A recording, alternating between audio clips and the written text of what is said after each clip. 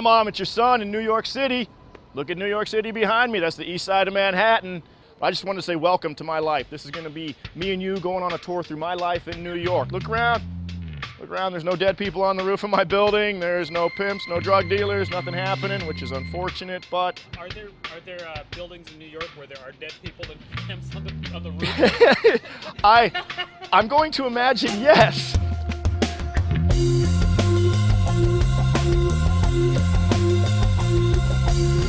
This is my room, Mom. Check it out. Notice the blanket? Your mother made this for me a long time ago. You can still see my name up there. If Grandma knew what had happened on this blanket, she might not have made it for me, or if she knew what was going to happen on it. But thanks, Grandma. Maybe you recognize this, Mom. Same picture you have hanging on the wall. Remember I bought this in Florence for you? This is where I keep mine. Think of you when I look at this. I think of Sally Mae when I look at this. My master's degree that I'm not using. I know you're worried that I don't have any food, but check this out. I don't have any food. But we do have something down here, Mom. I'm not starving. I'm feeding myself. I'm eating healthy. So what type of meal do you normally cook here? Well, it's going to be eggs for breakfast, maybe with some fruit and some heavy cream and some coffee, and then chicken, spinach, and a sweet potato for a snack, and then I go out and gorge myself on pizza in the West Village. All right, Mom, got to head down to the Village. I got a show at 8, 10, and midnight because that's how I roll. Let's do it.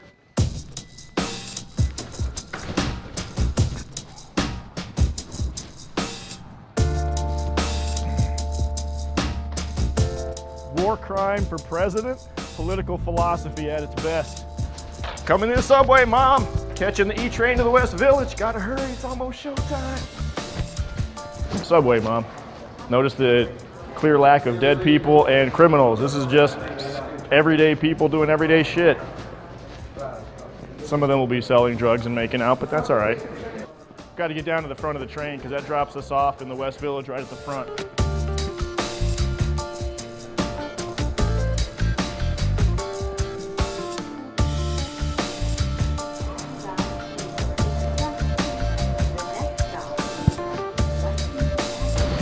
Smells a little funny, but that's the E train really at any time. This is West 4th Street, Mom.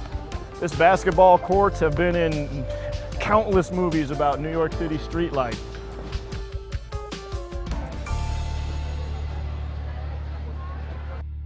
This is kind of the epicenter of stand-up comedy, where it started. There's just indie comedy everywhere. There's not really a bar in this area that doesn't have a comedy show attached to it like a barnacle on a boat. This is the Minetta Tavern. I've never been in there, but I think they have a $65 hamburger. So it's $33. I overstated what the hamburger is, but that's still a shit ton of money for beef and a bun. This is a Grizzly Pear, Mom. We do a lot of shows back here. It's Comedy Village. There's a back room back there. And to be honest, it's kind of a dump. Up until a couple years ago, they had a sign on the front that said, "Premises present an imminent danger to occupants." And we just went in there anyway and did a comedy show. If your building's on fire, we'll throw a showdown in it. This is Joe Alfano's show. This is Joe Alfano. He's trying to hide it, but this is what this is what comics look like. We get hoodies over 40. We shave our heads to obfuscate our age. This is Rashad. Very funny dude. He just got booed off stage at the Apollo. Yeah, he did. Boo, motherfucker. Say hi to my mom, guys. Hey, what's your mom's name? My mom's name is Teresa. Hi, Teresa.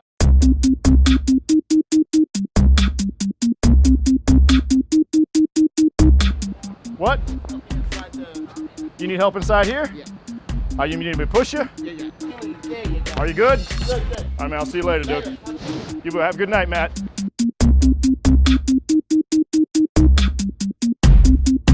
You got a PhD, right? I do have a PhD. PhD right. in political science. Political. Do you not listen to my fucking act? I try not Sorry, to. shit, I did it. She's got a more advanced degree than me, and she's doing this, so Yeah. education doesn't really matter in comedy. Yeah.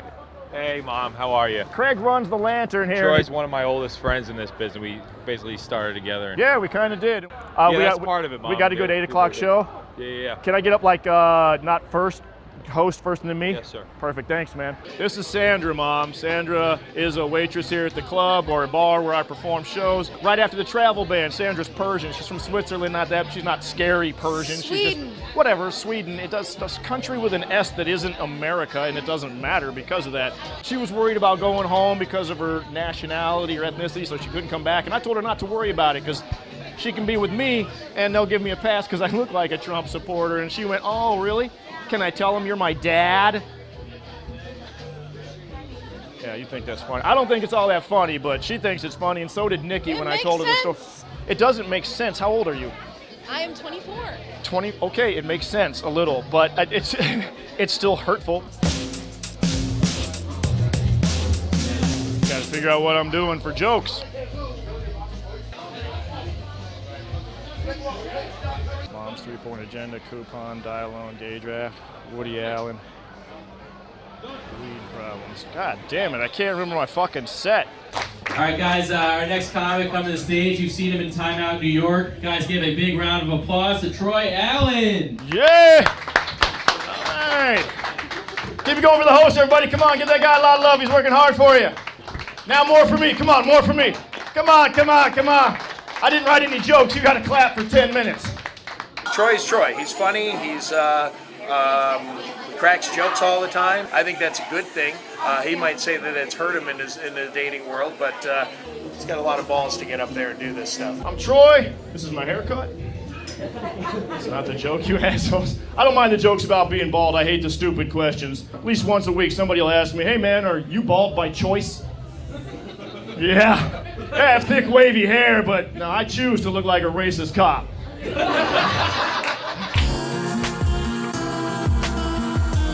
Hey, Mom. It's your son again. Tonight, Gotham Comedy Club, I'm hosting. You don't remember this, but it was years ago. I did my first show ever. The first time I ever did stand-up in New York was here at Gotham. First time I ever did stand-up, really, period. It's definitely a nice break from the trenches where we were last night to come into a place like this that built for comics, owned by comics, respect the comics. It's a good thing. It's a good feeling for sure. Getting pretty close to showtime, Mom. Let's head in here. Check this out.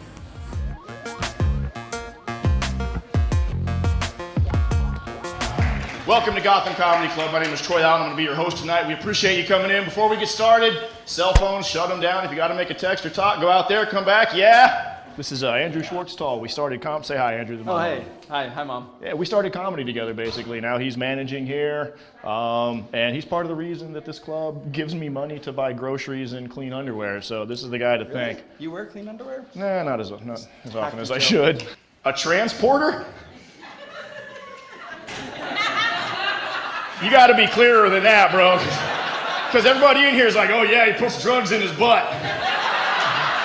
Well, my name is Mike Gaffney. I'm a comedian. I met Troy, I want to say about 6 years ago, maybe 7 years ago at the Ha Comedy Club.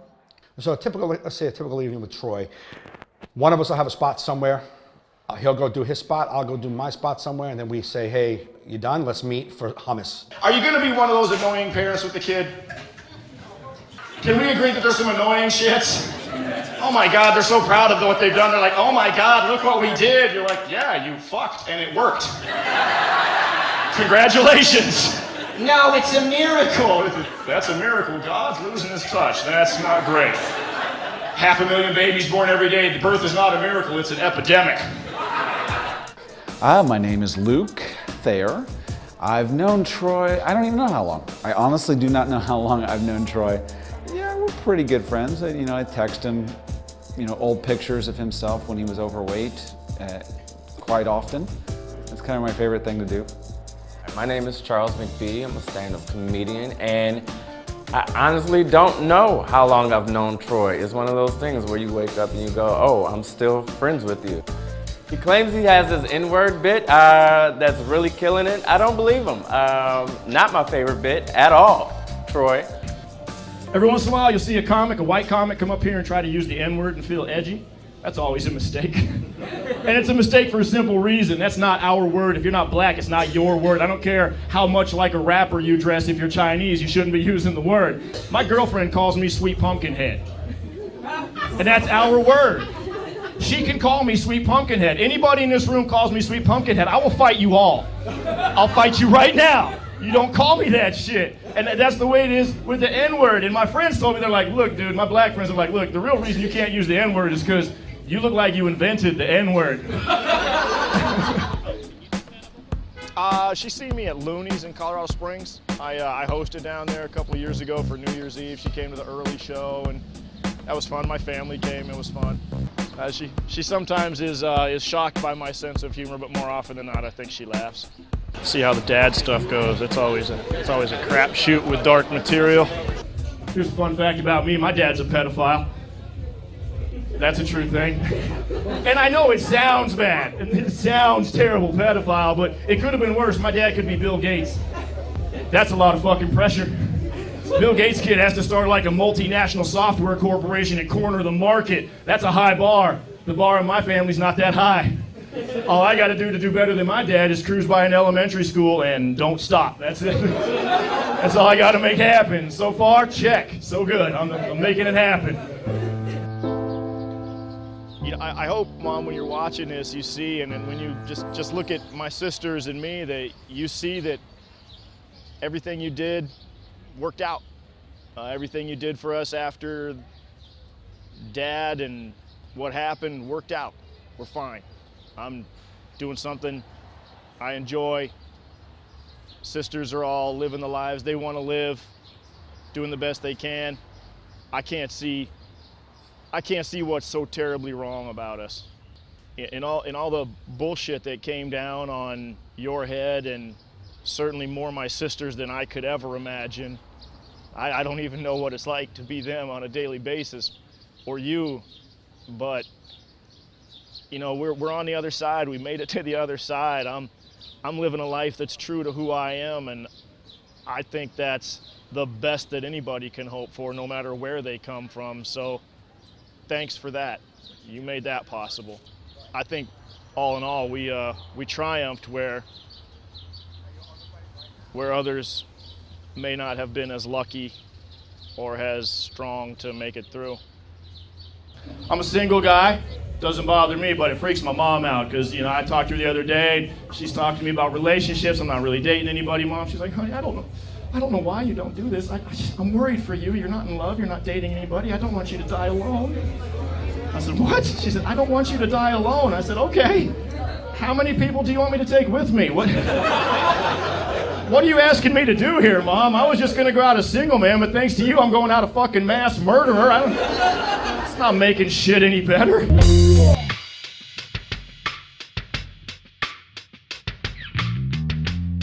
Got a special message for my sisters, Charlotta, Olivia, Yvonne. Who's in their 20s in here? Yeah. You would? Yes. So you must be having a good time, yeah? With her, so yeah. Oh, Jesus Christ. That was the most gratuitous I want to fuck you I've ever heard on stage in my life. I know it sounds like you're having fun. I think the 20s are brutal because I'm going through them now and I'm 46. A little bit of a problem. I'm 46 and I'm a little brother. Any younger siblings in here? Any youngest siblings? Yeah, you in the back, you know my pain then, man. If you're a youngest sibling, you can never escape that.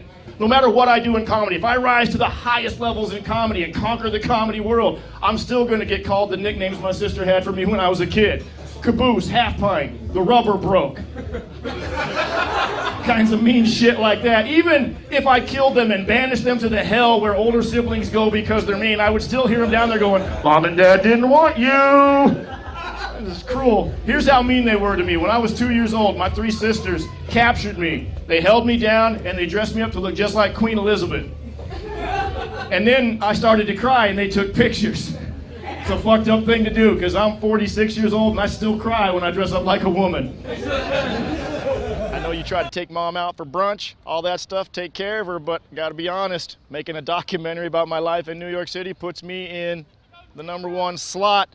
I'm the favorite kid because Mom loves me better than you. Oh yeah, she loves me more than you. Oh yeah, she's gonna love me more forever and always. Mom loves me more than you because I'm smart and I'm funny and you're not any of those. She loves me more than you. Ooh, oh, You cannot win this battle because I am funny, I am smart, and I paid a guy to film me around New York City.